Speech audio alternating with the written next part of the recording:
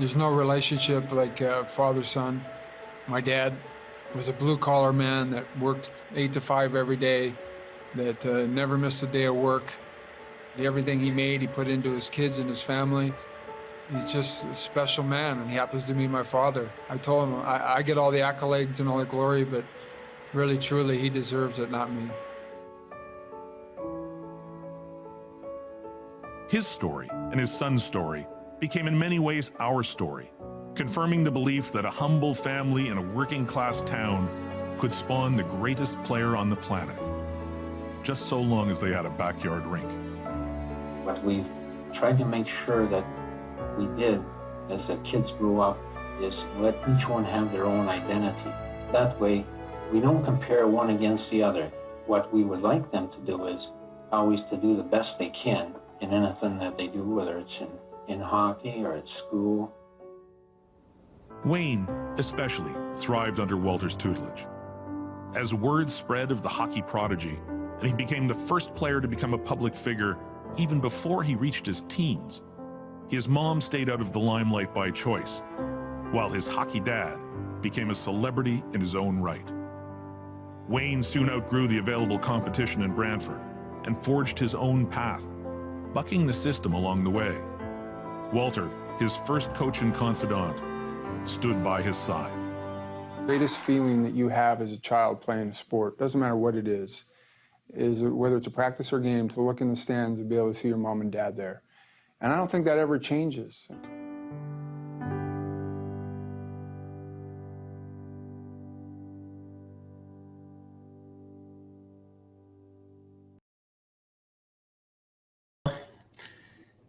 Nice to see you. Thanks for filling in with Don.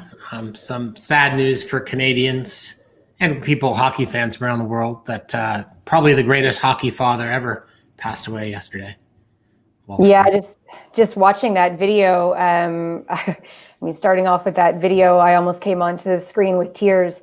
Pretty sad day. And I mean, personally, I have so many fond memories of going to the Leafs game, and we were lucky enough to go with friends many times, and our seats were right above where Walter always was, and so we always looked for Walter. So definitely that's going to hit hard. No, I mean, I like to think maybe he saw me wave at him, but but no, I never talked to him. I mean, what I love about the story of Walter Gretzky, and obviously he created the greatest player in the world, but you never got the sense that he was this overbearing father. Although I saw an interview a few years ago with Gretzky, Wayne, talking about that when they did lose when he was a kid and his dad was coaching, none of the other kids wanted to get a ride home with him because his dad hated losing. So super competitive, but the first father of hockey. And I'm like you, that comment about looking in the stands and seeing your mom and dad is, as parents, it's amazing when you're watching your kids play. Doesn't matter if it's house league or whatever, or as a child thinking back to that moment. Yeah, and we don't realize too, as parents, how important that is for our kids, just to even just show up. So pretty spectacular human being, and a really big loss. So not to start the show completely on a down note, but just actually got some really crummy, sad news that Chris Schultz, who's an icon in Canadian football, NFL player, CFL player, amazing commentator, really the heart and soul of the Pure Later Tackle Hunger program, passed away just literally moments ago of a heart attack, 61 years old. Too young.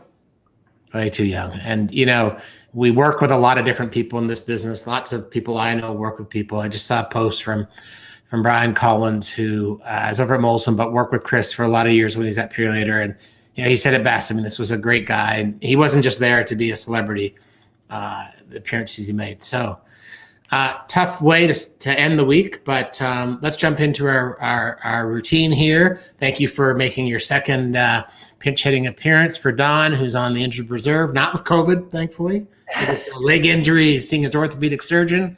We're going to do weekly pulse. And then we're going to talk about some stuff in sponsorship. And then for last call today, I think it's fitting to talk about some of the things around International Women's Day and some interesting campaigns in the market. But I'm going to hand the microphone over to you. Sounds good. Weekly pulse. And before I do that, actually, we're just going to roll a quick video talking about vaccines and vaccine supply. Don, if you're watching, this is for you, buddy. Pharmaceutical giant Merck will help manufacture its rival Johnson & Johnson's newly approved coronavirus vaccine, according to a White House official, in an effort to ramp up supply of the single-dose vaccine more quickly. J&J's production has been slower than promised. Under its contract, the company was supposed to deliver 12 million doses by the end of February, but had less than 4 million ready to ship when the vaccine was authorized on Saturday. The collaboration with J&J comes after Merck in January scrapped plans to develop its own COVID-19 vaccine candidates. Vanessa, lead us away. I think, starting off with the vaccine there, isn't that fantastic that two major corporations and entities are coming together? And that's really what we need right now to fast forward some of the trajectory of everything that's going on in the world, to be perfectly honest. So with that partnership, there is a lot of hope. We're seeing just an update on vaccines. They're flat from last week, so not a lot of traction. But again, hope with the partnership, hope with the J&J approval that we just saw, and again, we just all can hope that we can continue on and see a little bit more traction. A quick vaccine update from the Harrison household. This afternoon in Orillia, Ontario, my parents are getting their first shot. That's amazing. And what's also great is some documentation is now going around, and I know in Toronto specifically, where you can sign yourself up, and you're not in the running yet. However, you can go onto the forms to be in the database for when it's time to come. So I know I filled out that form. My parents have, and lots of people I know. So. And I noticed you didn't send that form to me. Just saying. No, I did. It's in your inbox. You just ignored it. Okay. So talking a little bit more about the say-do gap that we're seeing, that politicians are saying one thing and doing another thing in vaccines. We actually just wanted to bring that a little bit closer to home for today and talk about the say-do gap that we're seeing with people and personal health and intention. So just to lay the groundwork here, this slide shows what is the worst ever at any point in my life. And so this is global. We will not see a lot of change from country to country, but look at this, Mark, your stress level, feeling anxious, physical fitness level, sleeping well, and mental health. These things, plus obviously social unrest and respect for one another, but from a physical health perspective, these things are the worst ever at any point in their life, which is quite scary. And my question is always, okay, so what are we doing to help ourselves with the things that we can control? So we can't control everything right now. There's not a lot we can control, but there are things that we can control that can help us cope with these things that are going on in our lives. So this is where we're seeing that people they have great intentions. I think that we all have great intentions, trying to eat healthier, trying to eat foods that are better for me. This is 81% of the population and 85% of the population. I know I say this every day. I have fantastic intentions. And then if we go to the next, there's a desire that's misaligned with the commitment. So 57 want to lose weight. There's a desire, but the action against it is 45% are actually going to consider going on a diet. So you want to lose weight, but what are you going to do about it? I got to tell you, and you talked about some of those stress issues, it's hard, especially during COVID. We're all near the fridge. We're not getting out. We're not walking around. I don't know about you, but, the few times I do get a little stress in my life, and I'm pretty fortunate, I don't really stress out about much stuff. It's pretty easy for me to jump into a bag of cookies or a bag of chips just to have a little release. Well, and I'll show you what's going on with the greater population on that in just 2 slides. So, compounding on it's not a perfect execution. 68% of people are exercising at least weekly. That's pretty fantastic. I think that's pretty good. But 39% are following a workout plan, and I think that we all know that if you don't follow a plan, you're not going to see the results. And so, what are these people that are exercising weekly actually doing? 55% of people have gone to a doctor in the past year, and what's really concerning here is that that's negative 10% versus previous year. And so what will the impact of that be post-pandemic on those things that are the worst in people's lives? Will it just compound it? Well, not to put you on the spot, but have you been to a doctor in the last year? I've talked to my doctor in the last year, yes. Okay, but you haven't been. No, I haven't been, but when there was something that was going on, I knew that there were resources for me that I could reach out to, and I did talk to my doctor. So important for people to know that even though you can't Absolutely. go in, but I went 3 weeks ago. I had something that was bugging me. I'm fine. Don't worry. I'm not going to pass out in the middle of the show. If I do, you'll carry it on. But I have to tell you, I was a bit concerned, and I'm a quasi-educated person, but I think when you think about it's a completely another meeting, but I was misdiagnosed with SARS in 2003. And I remember arguing with the paramedics in the ambulance. I didn't want to go to St. Mike's, which was the SARS hospital. So I was thinking about going to the doctor. I didn't want to go, but I went. And I wonder if that's part of the concern. But take me through the junk food, because I see fast food and candy up here now. I'm really excited. Well, but look at this. 64% of people are saying they only eat healthy food. So you only eat healthy food.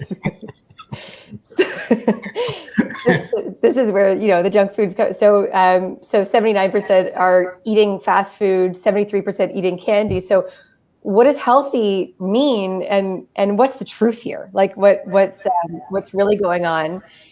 And the last slide that we have, going back to your snacking, is 1.5 million Canadians are rewarding themselves by having a snack more than they were pre-pandemic, and less people are feeling guilty about it.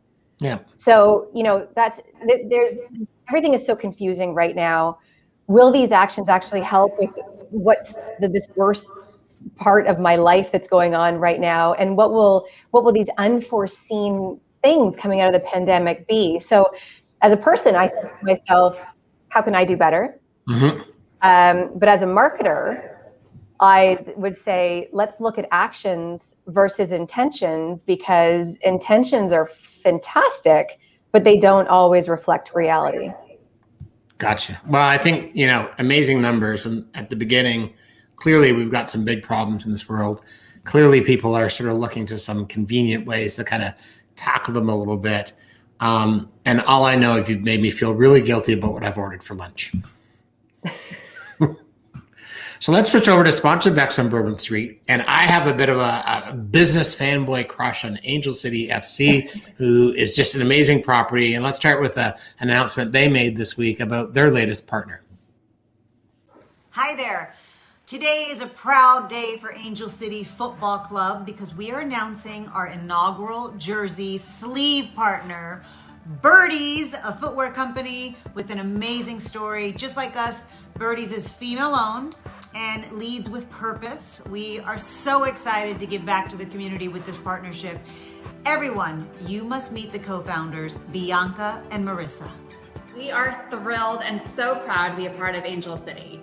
At Birdies, our mission is to create stylish and comfortable shoes made by women for women, so that we can conquer each day with confidence, passion, and purpose. So we're so excited to share that 10% of our partnership with Angel City will go towards building mentoring programs that help young women live their life with passion and purpose. And we're kicking that off today with our first mentorship seminar. This is important to us because we believe we have a better chance of achieving our dreams when we support each other. Without any background in production and design, we were pretty scrappy and relying on our friends and family or anyone with design experience to help us launch Birdies in 2015. And since then, we've always made it our mission to give back to the community in the same way that they supported us initially.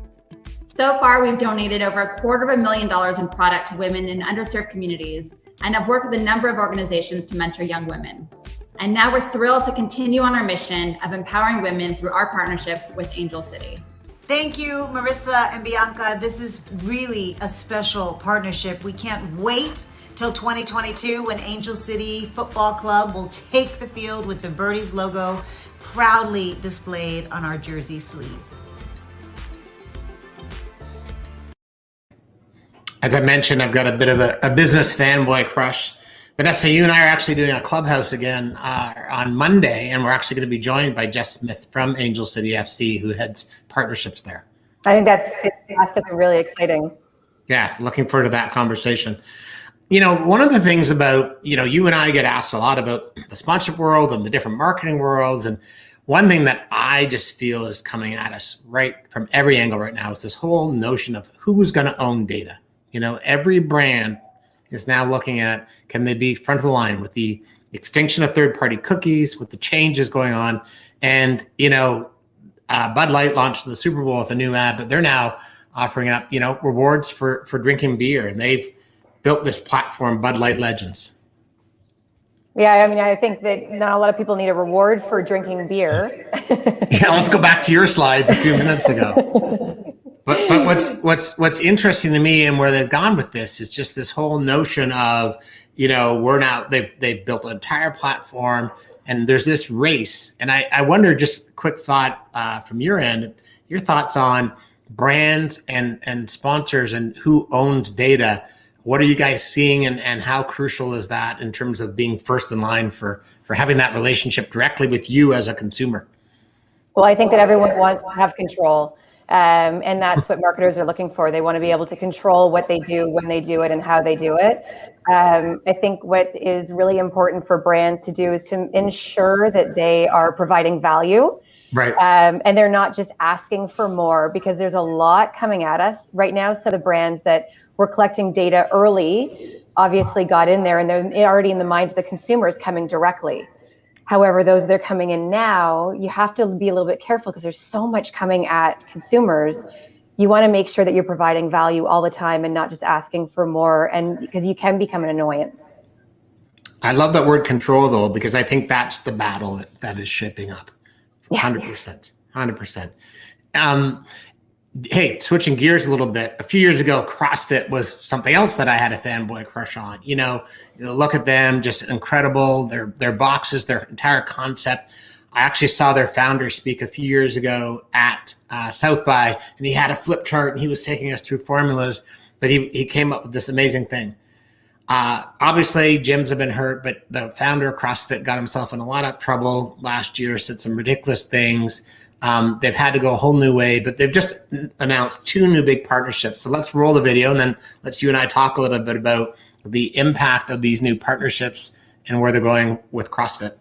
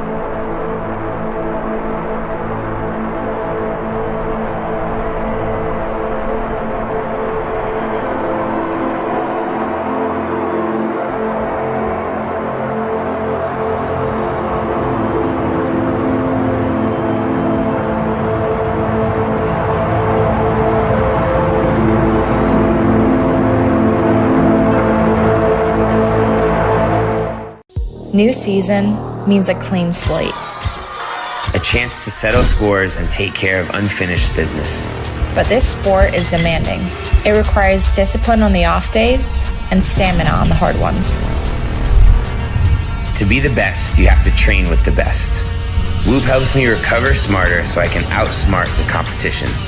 Whoop helps me tune into my recovery so I can fine-tune my training.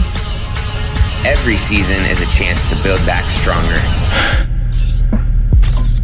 This season, the power is in my hands.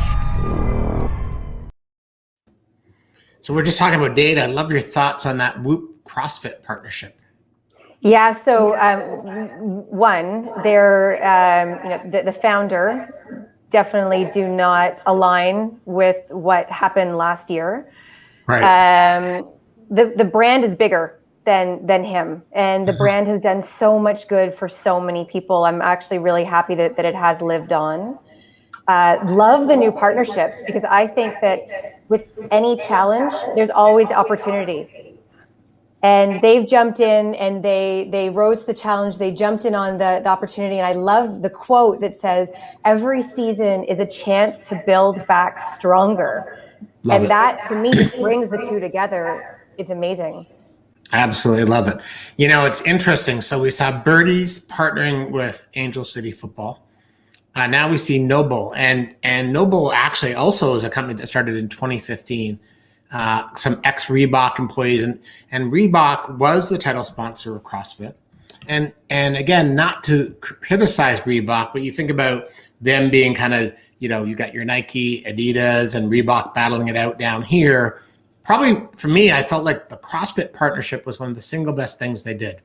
I suspect Reebok's being prettied up to be sold and a lot of cost shedding. But now you got these two, you got Birdies and Noble.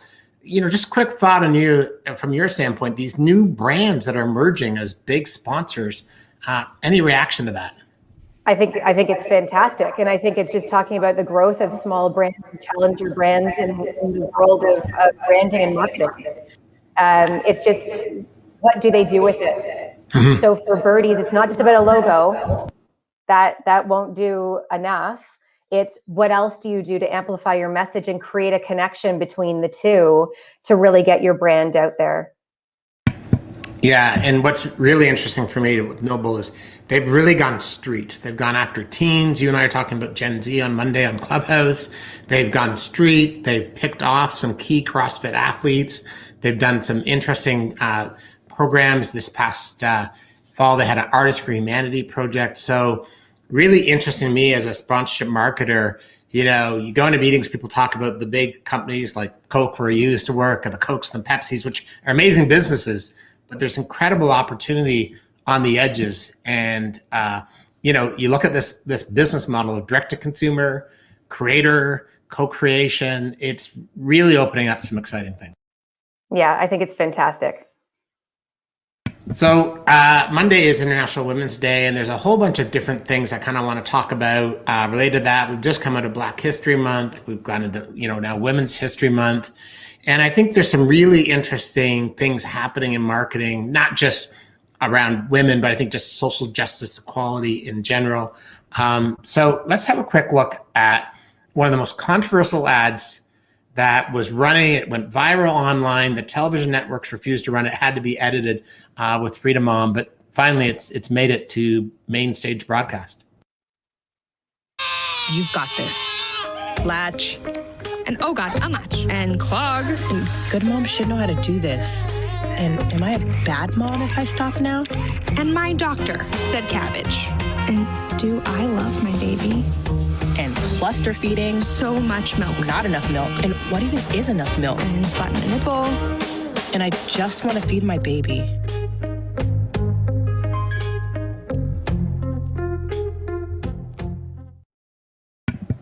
I'm handing this one to you. Okay, so what I would say, I cannot believe that the Oscars remove that. I think that is actually just fitting with that celebrity perfection lifestyle that the Oscars is portraying, and not reality. An ad like that, although I don't like to be reminded of it, to be perfectly honest, when I was in that phase of my life, wouldn't it be fantastic to have had that education, because nobody talks about it. And it is part of life, and it is what women go through, but nobody talks about it. Friends don't talk about it. Families don't talk about it. Brands don't talk about it. So fitting to me that the Oscars did it, took it down. Amazing. The Golden Globes put it up, even though they did not put the entire ad. They did cut out a few things, which I didn't really agree with. But yeah, really interesting conversation. You may or may not have heard me rant about the word authentic. I go ballistic listening to social media experts and creators talk about authenticity because it's such a brutally used word. You know, they're like, oh, we created authentic moments. We created this, we created that. But this spot, to me, to your point, is authentic for that simple reason that you mentioned, which is even your mom or your aunt or your friend who's gone through it, people don't talk about it. And the fact that they put it on center stage, and, kudos to the Golden Globes for working with them. And I know NBC edited it down, but at least it got there. It actually is the one time where I feel like saying the A word is okay. Yeah, I completely agree. I'm completely aligned with that. On a broader spectrum, we're seeing, we talked earlier about first-person data. We're seeing a lot of things going on in social justice and humanity, brands trying to find their purpose. And it's interesting to me, Procter & Gamble globally has relaunched their P&G Everyday platform to P&G Good Everyday, and actually combining loyalty and data with purpose. So this spot's a little bit old. It's a beautiful one. So let's have a look at it, and then we're going to talk about Procter & Gamble.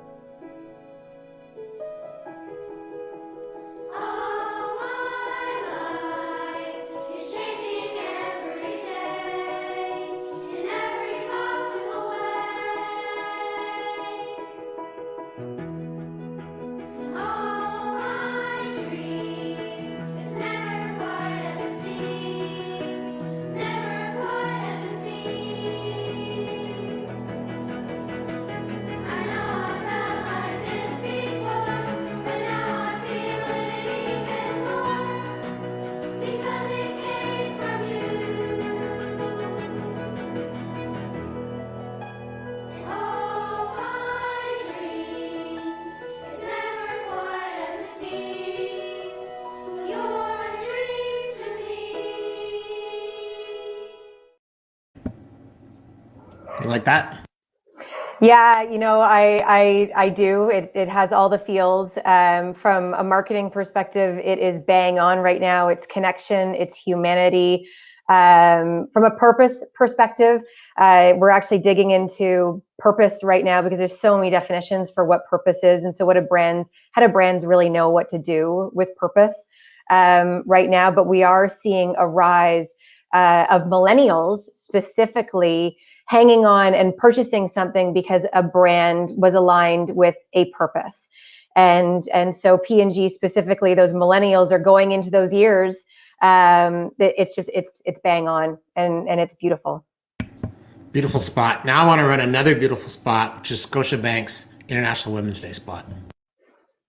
A world in which men and women are completely equal is still far from being realized. What we plead for is equality of chance, equality of opportunity. To speak and be heard. Because when unique voices are united in a common cause, they make history. Because until all of us have made it, none of us have made it. Because everything I just said, other women have said before. In 2013, 1973, 1971, and 1915, over a century of calling for equality. We've come a long way. But accepting better than before only pushes truly equal farther out of reach. We need to work together as women, as allies. Don't just listen to what I'm saying. Act, so I don't have to say it again.